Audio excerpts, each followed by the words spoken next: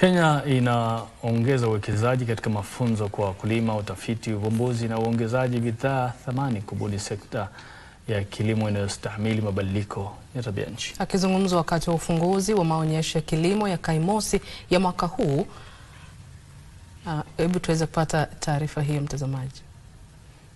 Mabadiliko ya tabia nchi, kupungua kwa rutuba ya udongo na mabadiliko ya shughuli za masoko yanatishia uzalishaji wa kilimo na kuongeza haja ya wakulima kukumbatia teknolojia za kisasa na mbinu za kisasa za kilimo ili kuimarisha kuongeza mapato. Mumeona vile gharama ya maisha imeleta matatizo, lakini kusema ukweli, Mheshimiwa Rais amelenga pahali fulani kuhakikisha kwamba food security haituponyoki.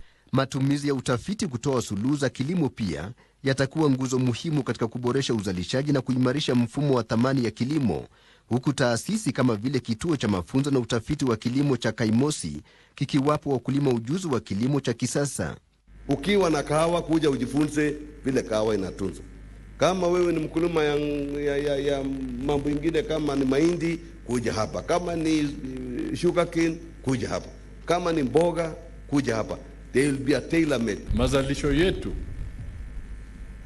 kwa muda huu kwa mambo ya mahindi yamekuwa hata maradufu.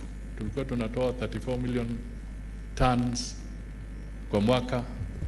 Tumefika kiwango tunaingiza karibu 70 million tons ya mahindi katika Kenya. Alisema serikali inapania kubuni mtaala mpya wa mafunzo ya wakulima kwa usaidizi na shirika la chakula na kilimo cha Umoja wa Mataifa FAO.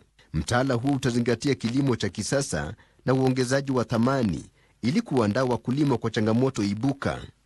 What we are going to do here is to introduce the training to bring all our wafanyakazi, wale wanachunga ng'ombe, wale wanachunga shamba huko na hawakusoma, wakuja wasome wiki moja, wiki mbili. Akifika huko nyumbani ni mtu amesoma, anajua chenye anafanya.